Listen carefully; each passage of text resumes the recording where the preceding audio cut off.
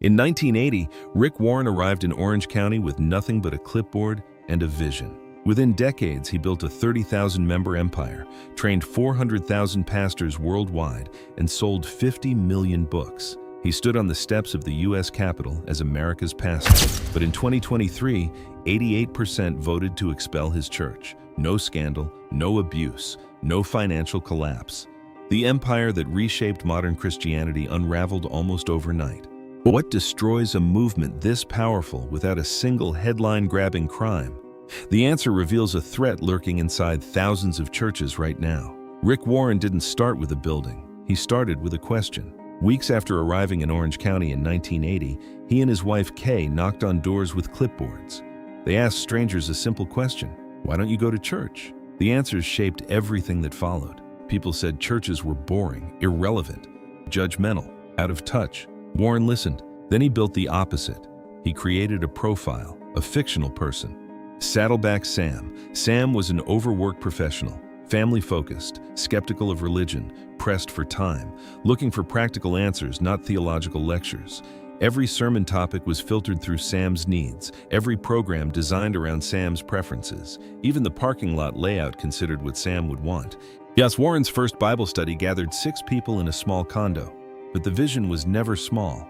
On Easter Sunday 1980, Saddleback held its first public service in a high school theater. 205 people showed up, most of them unchurched locals responding to direct invitations. Warren's approach was brutally simple. Ask what people want, then deliver it. Sermons focused on stress, marriage, finding purpose. The language felt like advice from a friend, not a lecture from a pulpit. This wasn't church as usual. This was church as a product. Survey first, message second. Growth measured not by spiritual depth, but by how well the church met the needs of people like Sam. From day one, Saddleback was less about defending doctrine and more about removing barriers. If it worked for the seeker, it worked for the church. The DNA was set, consumer-driven, market-tested, purpose-built for growth, and grow it did. Subscribe to see how this strategy built an empire that would eventually train hundreds of thousands of pastors worldwide. The numbers rewrote the rules of American church growth. Within a generation, Sunday attendance surged past 30,000, sprawling campuses across Southern California, new outposts from Berlin to Buenos Aires. Over 56,000 people lined up for baptism, each one a public declaration in a church where changed lives became the currency. The giving kept pace with the crowds. Saddleback claims $1 billion donated to Christian and humanitarian causes. $1 billion. Fueled partly by Warren's practice of giving away 90% of his own book royalties. Then came the book that made Warren a household name, The Purpose-Driven Life. It flew off shelves, more than 50 million copies sold, translated into 137 languages. It wasn't just a bestseller, it was a movement. Churches everywhere launched 40-day campaigns. The curriculum spread to 162 countries. Its pastors devoured the model. They wanted what Warren had built. More than 400,000 pastors trained under Warren's purpose-driven system. They imported Saddleback's formulas for growth and mission into their own congregations. From small towns to megacities, the blueprint spread like wildfire. Warren's influence broke through church walls. In 2009, he stood on the steps of the United States Capitol. He delivered the invocation at President Barack Obama's inauguration. Millions watched. For many, Rick Warren wasn't just a pastor anymore. He was America's pastor. He shaped evangelical culture. He shaped the public conversation about faith and purpose itself.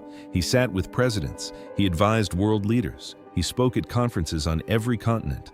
The Saddleback model became the standard: seeker-sensitive, user-friendly, purpose-driven, growth-focused. Thousands of churches copied the playbook: remove barriers, meet needs, make it practical, make it comfortable, make it big. The empire Warren built from a clipboard survey had become the most influential church growth movement in modern history. But critics were watching, and they were sounding alarms long before the public ever noticed. What they saw wasn't innovation.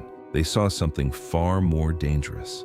A slow drift that had been happening since that first door knock survey in 1980. Subscribe to see what those warnings revealed about the foundation of Warren's empire. All of the warnings started years before the collapse.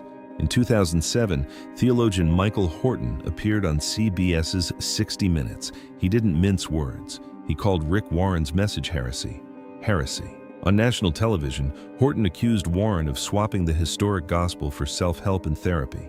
He wasn't alone. John MacArthur, in his book Ashamed of the Gospel, argued that the seeker-sensitive, a user-friendly approach at churches like Saddleback was fundamentally incompatible with the New Testament pattern for the church. These weren't fringe voices. These were respected theologians with decades of influence. For years, they warned that market-driven methods were eroding doctrinal clarity, surveying non-attenders, crafting sermons around stress and marriage, shaping every part of church life to fit the preferences of Saddleback Sam.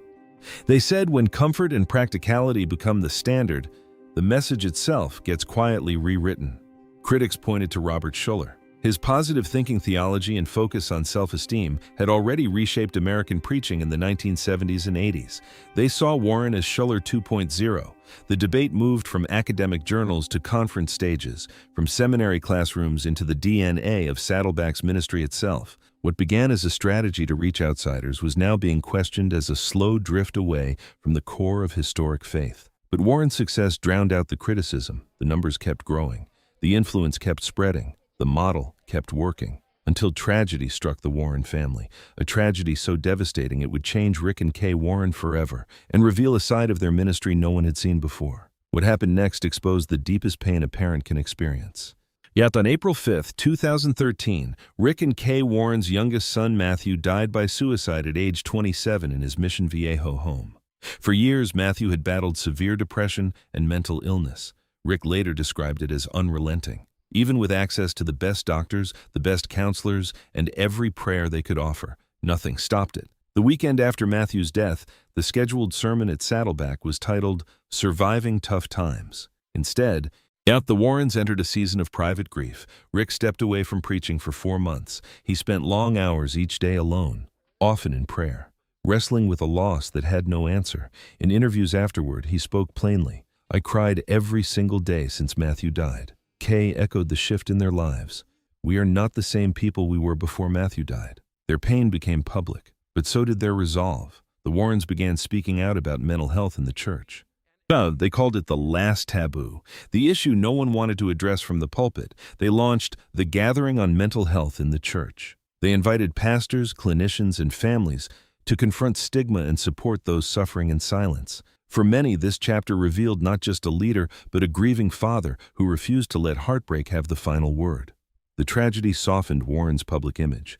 It made him relatable, human, vulnerable. But while the Warrens mourned and pivoted toward mental health advocacy, tensions were building elsewhere. Tensions that had nothing to do with grief or tragedy. Tensions rooted in decisions Warren had already made. Decisions that would put Saddleback on a collision course with the very denomination that had supported them for decades. The breaking point was coming, and when it arrived, there would be no reconciliation. On Mother's Day 2021, Saddleback Church ordained 3 women. Liz Puffer, Cynthia Petty, Katie Edwards, all 3 as pastors. The announcement was public, celebrated on social media, defended by Rick Warren as a deliberate act of obedience to their reading of Scripture. For the Southern Baptist Convention, this wasn't a gray area. The Baptist Faith and Message 2000 states clearly, the office of pastor is limited to men as qualified by Scripture. No exceptions, no debate. The Credentials Committee began its inquiry. By February 2023, the Southern Baptist Convention Executive Committee ruled that Saddleback was no longer in friendly cooperation. The reason? The presence of a female teaching pastor. Rick Warren, now retired but still the church's founding figure, appealed directly to the annual meeting in New Orleans. He stood before 13,000 messengers.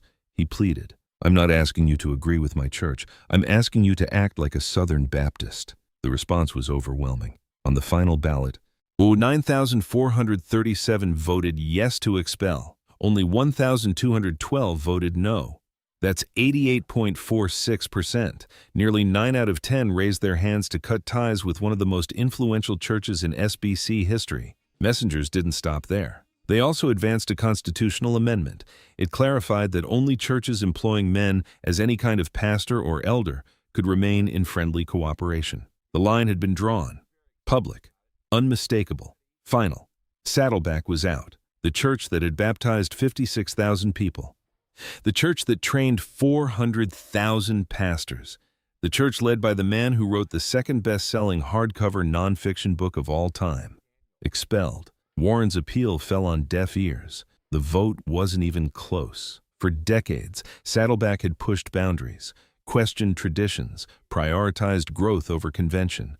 Now, the bill had come due. But here's what most people missed. Rick Warren wasn't leading Saddleback anymore when the expulsion happened. He had already handed the reins to someone else. Someone whose leadership style would reveal just how far Saddleback had drifted from its seeker-sensitive roots. And the couple now in charge?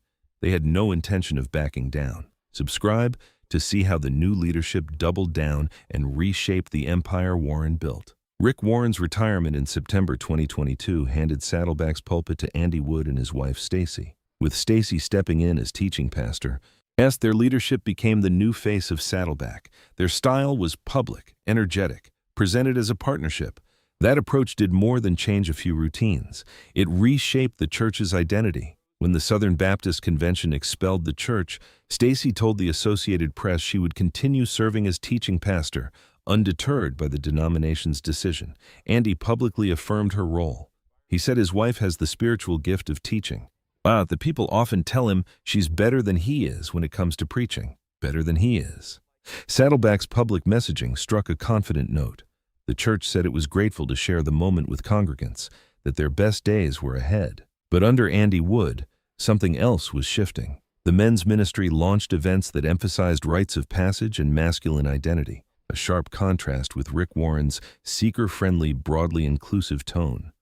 Critics saw these moves as more than surface changes. They recognized a familiar arc: charismatic successors, concentrated power, a willingness to redefine boundaries. And here's where the pattern gets chilling. Other megachurches have followed similar paths. Hillsong with Brian Houston, Mars Hill with Mark Driscoll, Willow Creek with Bill Hybels, Gateway with Robert Morris. Each rose quickly, each centralized leadership, and under pressure, each unraveled. Saddleback's journey now fits within that broader pattern. It raises serious questions, not just about personalities, but about the risks built into the megachurch model itself. The question isn't whether it will happen again. The question is where. The megachurch cycle repeats with eerie precision. Hillsong. Brian Houston resigned in 2022 amid scandals involving his father's abuse cover-up and his own moral failures. The global network splintered. Campuses closed. The brand collapsed. Mars Hill. Mark Driscoll built a multi-site empire in Seattle. By 2014, allegations of bullying, financial misconduct, and spiritual abuse forced him out. The church dissolved entirely within months. Willow Creek. Bill Hybels pioneered the seeker-sensitive movement that inspired Warren. In 2018, allegations of sexual harassment and abuse of power surfaced. He resigned. The church hemorrhaged thousands of members. Gateway Church. After Robert Morris stepped down in 2024 after admitting to sexually abusing a minor decades earlier. One of America's largest churches was thrown into crisis overnight. Each story follows the same arc: explosive growth, charismatic leader, centralized power, then pressure, then collapse. Saddleback doesn't have a sex scandal. It doesn't have financial fraud. It doesn't have abuse allegations. But it has something else: a blueprint that prioritizes growth over conviction.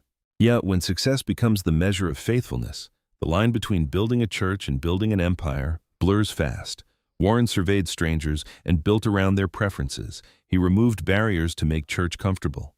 He repackaged theology as self-help, and 400,000 pastors followed that model. Now that model is out of favor. The denomination expelled the flagship.